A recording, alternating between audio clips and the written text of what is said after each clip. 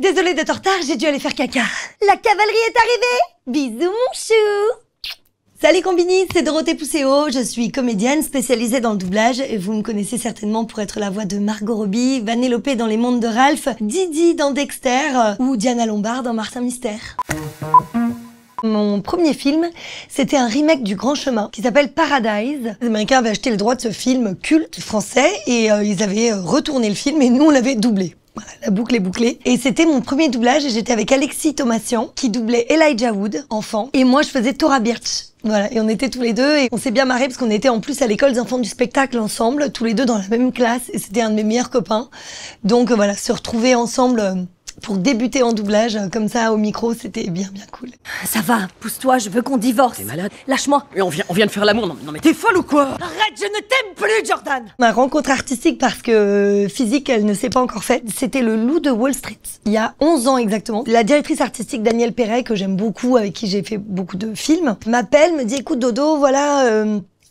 j'ai un film incroyable avec DiCaprio, toi, Scorsese. J'ai une comédienne, une jeune comédienne blonde qui a pas vraiment tourné avant, qui est un peu nouvelle. C'est son premier gros film. Elle me dit, j'avais mis une comédienne dessus qui est une très bonne comédienne, une amie à moi d'ailleurs. Mais Scorsese, alors oui, parce qu'il fait partie de ces grands réalisateurs qui aiment énormément le doublage, qui respectent énormément le doublage, qui savent que dans la plupart des pays, en France par exemple, ça représente 80% des écoutes. Seuls 20% des gens regardent la VO. Donc en fait, ils choisissent eux-mêmes toutes leurs voix. En allemand, en espagnol, en italien, en français, voilà, toutes les voix importantes, ils les choisissent. Et ils les valident eux-mêmes. Donc en fait, il avait dit, écoutez, je trouve la comédienne très bien, c'est pas un problème, mais elle n'a pas la voix cassée de Margot Robbie, qui a un grain dans la voix, et il voulait retrouver absolument ce grain de voix. Donc elle m'appelle, sachant que j'ai la voix cassée, donc elle me dit écoute, viens passer un essai. Et on était 3 pour le casting, voilà. Et puis donc Scorsese lui-même m'a validé. Bon, je vous rassure, il connaît pas mon nom, hein. Il a dû dire juste number 2, voilà, voilà, j'étais un numéro. Et j'avoue que tout de suite,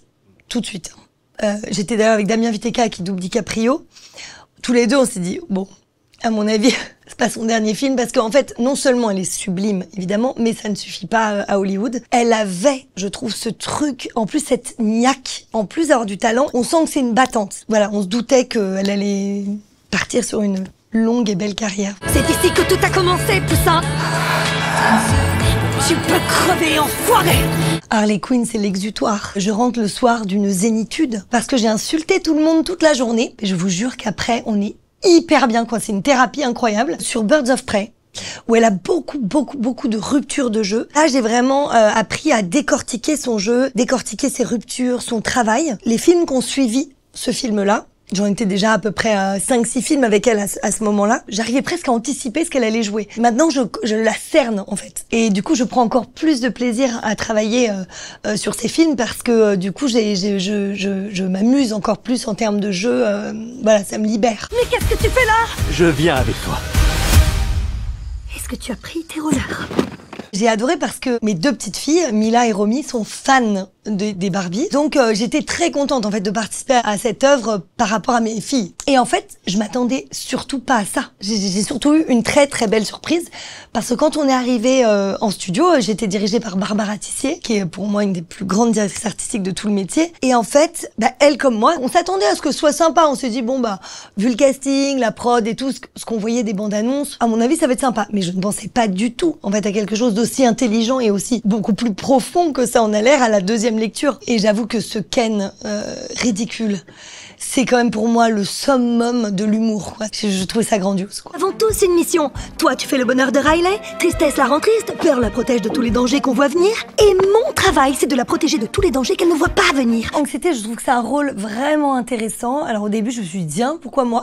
C'est bizarre, je suis pas un tempérament anxieux, comment ils ont pu penser à moi? En fait, ce qu'il y a, c'est qu'elle a une telle énergie. Elle a beaucoup d'énergie, donc c'est là où on se retrouve. Mais je trouve que c'est un rôle vraiment intéressant parce que c'est un sentiment qui arrive malheureusement à peu près à l'adolescence, effectivement, et qui malheureusement aussi ne nous quitte jamais. J'ai trouvé ça très intelligent de le mettre justement un peu en avant, surtout dans ce film qui est pour moi extrêmement brillant et s'adresse particulièrement aux adolescents. Et en fait, on se rend compte aujourd'hui que beaucoup d'adolescents sont extrêmement anxieux, beaucoup plus qu'on ne le croit, beaucoup plus qu'à mon époque. Et donc je trouvais ça hyper fort de mettre à l'image, par des dieux comme Pixar, une crise d'angoisse comme ça en direct. J'ai trouvé ça, respect éternel, quoi. Vraiment, je trouvais ça très grand. On aura sûrement des tas d'idées avant d'aller dans un camp de vacances. Oui, c'est ça, t'es la meilleure, Ashley. Je me suis retrouvée, en plus sans casting, à doubler les deux, Ashley et Marie-Kate Olsen. Je me souviens, les producteurs américains avaient dit qu'ils voulaient exactement la même voix et je ne pouvais pas m'empêcher de leur mettre une petite différence quand même de voix. Ce qui fait qu'aujourd'hui, d'ailleurs, ça me fait plaisir parce qu'il y a des gens parfois qui me font « Ah bon, mais tu faisais les deux ?» Genre qui n'avaient pas reconnu. Alors moi, j'étais petite en plus, j'avais quand même que 12 ans au tout début. C'était plus ou moins ma voix, je trafiquais pas vraiment. Mais c'était le jeu, leur tempérament qui faisait que il y en avait une qui était un peu plus aiguë, un peu plus apprêtée, un petit peu plus délicate, plus girly. Et l'autre qui était plus garçon manqué, sportive. Bon, donc du coup, elle était un petit peu plus, je la prenais plus dans mes graves. J'avais à peu près 12 ans quand j'ai commencé à les doubler et elles avaient donc 5-6 ans à l'époque et je les ai toujours doublées. Bon, malheureusement, aujourd'hui, elles travaillent plus. Si on pouvait faire une petite pétition d'ailleurs pour qu'elles reprennent la direction des studios, ce serait cool. En tout cas, c'est un challenge et c'est un gros cadeau pour une comédienne que d'interpréter des jumelles. On se répond à soi-même. Moi, je m'amusais. Mon challenge, c'était d'arriver à me répondre à la suite. Évidemment, quand elles parlent en même temps, je n'ai pas encore cette magie-là de dédoubler ma voix. Mais quand elles se répondaient, ça va, et toi? Ouais. J'adorerais m'amuser à me répondre à moi-même. Voilà, jusqu'à ce que je me trompe, quoi. C'était un peu le challenge. Pourquoi est-ce que t'as fait ça? Quand j'ai fait Overwatch la première fois, je n'avais même pas vu à quoi ressemblait mon personnage. On a un casque, on est enfermé dans un studio et on n'a que l'audio anglais dans le casque et donc on reproduit quoi. C'est fait hello, on fait salut mon chou. Donc on balance toutes les phrases à la suite. Anglais, français comme ça. C'est assez fastidieux en fait comme besogne quoi, parce que on est vraiment avec juste un fichier d'onde wave comme ça qui passe et on enchaîne les fichiers les uns après les autres. Mais on n'a pas d'image, donc c'est très compliqué par rapport au doublage où on est porté par l'image, par le jeu de l'acteur et tout. Là, c'est vraiment qu'à l'oreille. Par contre, après, je trouve ça hyper jubilatoire de voir le résultat.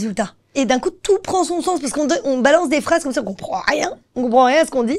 Et là, on dit, ah, mais oui, c'est pour ça que je dis ça, nana, c'est eux la cavalerie, c'est eux, et c'est drôle parce que tout prend forme, quoi. Je la trouve hyper moderne, elle est drôle, elle a beaucoup d'humour. C'est elle qui en avance sur tout le monde, je trouve. C'est pour ça qu'elle est rapide. Tant mieux, comme ça t'auras aucun problème à casser aussi cette vilaine habitude. Oh, celui-là, il est trop beau. Vanellope, vraiment, c'est un de mes rôles préférés. Elle est trop mignonne, en même temps ultra chiante, et en même temps on lui pardonne tout parce qu'elle est trop mignonne. Et puis j'aime cette histoire entre ce gros costaud qu'on traite de balourd, un peu crétin, qui est bon qu'à casser des murs alors que pas du tout, et cette petite qui s'est construite toute seule.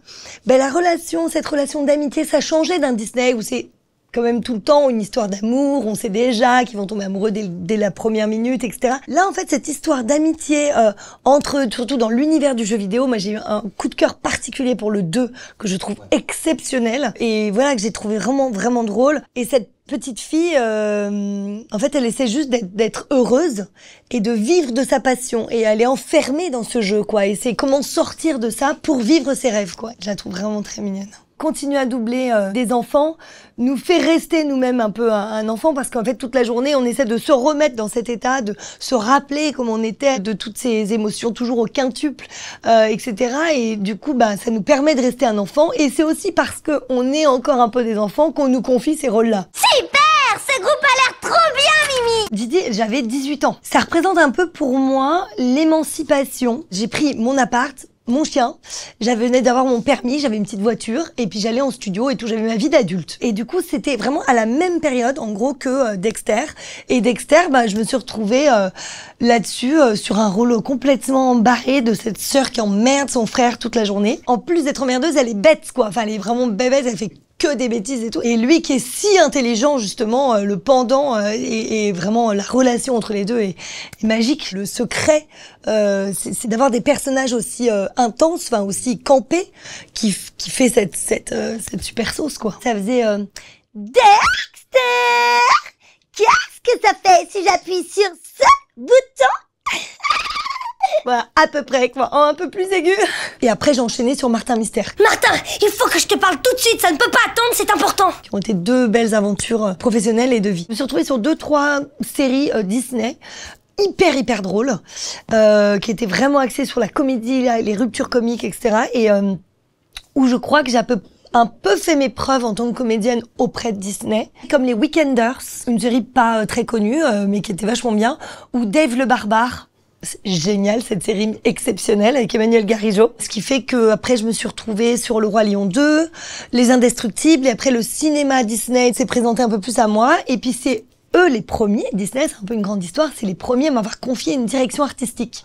Aujourd'hui j'ai un peu la double casquette. Je suis principalement comédienne quand même, mais j'aime diriger aussi de temps en temps. Et en fait, c'est eux qui m'ont donné mes 2 premières séries. Alors, c'était Les Sorciers de Waverly Place. J'étais toute jeune, j'avais 24 ans. Et puis, Mani et ses outils, un petit dessin animé trop mignon pour le preschool, quoi, pour les tout petits. Disney. Et donc, c'est eux qui sont venus me chercher en me disant, bah, tiens, on cherche des directeurs artistiques un peu jeunes, de nouveaux arrivants. J'avais 24 ans. J'ai commencé à 9 ans, donc j'avais déjà 15 ans de métier en doublage. Et voilà. Et donc, j'ai dit, ouais, ok, j'étais comme ça. Et en fait, j'ai tout de suite pris ma place et adoré cette nouvelle casquette de direction. Je te montrerai comment faire les choses une fois. S'il le faut, je te montrerai 2 fois. Mais à la 3e, tu seras seule. Parce que c'est comme ça dans la vie. C'était vraiment compliqué. En fait, la comédienne qui est magnifique, qui interprète le rôle de la maman de Ray dans les flashbacks, quand il est petit, quand il est enfant, était une femme qui a eu un parcours de vie, je pense, compliqué, qui s'est retrouvée SDF. Elle a vu, alors aux États-Unis, c'est vraiment pas comme en France, il y a vraiment accès, quand il y a un casting, il y a un panneau à l'entrée, audition, voilà, puis qui veut rentre, quoi. C'est vraiment pas du tout comme chez nous. Et elle a passé le casting et elle est absolument sublime, et donc elle a été évidemment choisie. Et moi, en fait, d'un coup, il fallait que j'incarne cette comédienne qui avait une rage et une force en elle comme j'ai jamais vu. Et elle a tellement, j'en ai la chair de poule rien que d'en parler, elle a tellement d'émotions, voilà, elle est tellement puissante en fait que je me suis dit, oh là là, mais je suis rien à côté, je n'arriverai jamais à lui rendre hommage en fait, puisque bah moi c'est mon objectif, en fait, à chaque fois que je double quelqu'un, c'est d'essayer de rendre hommage à son travail. Et donc, j'ai eu beaucoup de pression, voilà, notamment sur une scène où elle se retient de pleurer, et je trouve ça extrêmement touchant. Et moi, en fait, je me laissais submerger, je pleurais. Au bout de 2 phrases, je pleurais. Et donc, je pestais contre moi, j'avais envie de me taper, j'en pouvais plus, parce que je me disais, mais non, mais arrête de lâcher les larmes, retiens-les, mais elle les tient tellement longtemps que, voilà, c'était compliqué. Et j'ai passé, je sais pas, 2 heures sur cette scène, genre vraiment. Alors qu'en doublage, voilà, c'est quelque chose qui a dû me prendre 15 minutes. Mais bon, voyez-le quand même en VO, celui-là. Conduis vite, je veux un rebelle. Oui, mais je crois que toutes les chansons sonnent super bizarres dès qu'on écoute ce qui est dit. Alors déjà, moi, quand je suis arrivée, je me suis dit, ouais, elle a déjà cet âge-là, Lily Rose Depp. C'est surtout ça, en fait. Je me suis dit, ok. Et puis, je me suis tout de suite dit... c'est très cru, c'est très osé, justement, et je trouve que c'est costaud d'avoir accepté un rôle d'une telle ampleur comme ça en débutant, parce que c'est un peu ses débuts quand même. Et je trouve qu'elle a quand même bien relevé le défi. Moi, mon rôle était beaucoup plus soft, hein. Moi, je fais juste sa copine qui essaie justement de la recadrer. C'est le petit ange sur l'épaule qui dit non, non, non, wrong way. Voilà une actrice où j'étais très confortable. D'ailleurs, la directrice artistique que j'aime énormément, qui s'appelle Géraldine Asselin, elle me disait, oh là, on dirait que c'est elle qui parle et tout. Et c'est vrai que dans le physique, en fait, quand j'étais à la barre derrière le micro, alors moi je bouge beaucoup, hein, donc dans la gestuelle, etc., je l'accompagnais beaucoup dans son corps et j'avais l'impression d'être vraiment dans son énergie. C'était très confortable, c'est toujours confortable pour un comédien quand on doit doubler quelqu'un d'être justement assez proche vocalement, en âge, dans l'énergie, tout ça, parce que sinon, sinon c'est toujours beaucoup plus dur, quoi. Donc c'est vrai que j'ai pris beaucoup de plaisir. Je l'ai trouvée hyper intéressante, vachement fine, vachement intense. Enfin, je la trouve super cette actrice. Et donc oui, évidemment, j'adorais la redoubler. Pour l'instant, ça s'est pas fait, hein, donc ça ne se fera peut-être jamais. Mais on n'a pas de contrat. Souvent, on nous demande, moi pareil pour Margot Robbie, son prochain film, je ne sais pas si je le doublerai. En fait, on n'a pas du tout de contrat d'exclusivité, c'est au bon vouloir de nos clients français. Oh, les autres étaient contents pourtant. Tu connaissais un peu l'univers de Resident Evil en ce doublage? Mais oui, puisque moi j'ai doublé la Reine Rouge dans les films cinéma. Vous allez tous mourir ici. J'étais déjà grande, hein, j'avais peut-être 28 ans, je sais plus. Mais et elle avait peut-être 12 ans, mais ils pouvaient pas prendre une enfant de 12 ans parce que c'était évidemment trop terrifiant. Souvent sur les films d'horreur, c'est pour ça que c'est des adultes qui font des voix d'enfants, parce qu'on ne peut pas montrer un film interdit au moins de 16 ans et le faire doubler par un enfant de 10, quoi, évidemment. Donc je me suis retrouvée sur La Reine Rouge. Donc je connaissais quand même déjà bien l'univers, puisqu'elle revenait, alors c'est un petit rôle, mais elle revenait à chaque fois, donc je voyais, et puis je les ai vus, donc je voyais l'univers, donc c'était plus facile. J'ai fait le jeu Little Hope, par exemple, j'avais rien. C'était noir, je savais pas ce que je faisais, ni à quoi je ressemblais. On se concentre vraiment sur l'anglais pour essayer de calquer au mieux, quoi. Là, pour le coup, à la limite, c'était le plus facile que j'ai fait puisque je connaissais bien l'univers. C'est pas le genre de rôle que j'ai l'habitude de jouer, évidemment, donc c'est plus challengeant. Donc bah ça permet de se remettre en question, d'aller chercher des émotions qu'on va moins chercher, on va moins la faciliter. Et non, j'étais hyper contente. Colmini,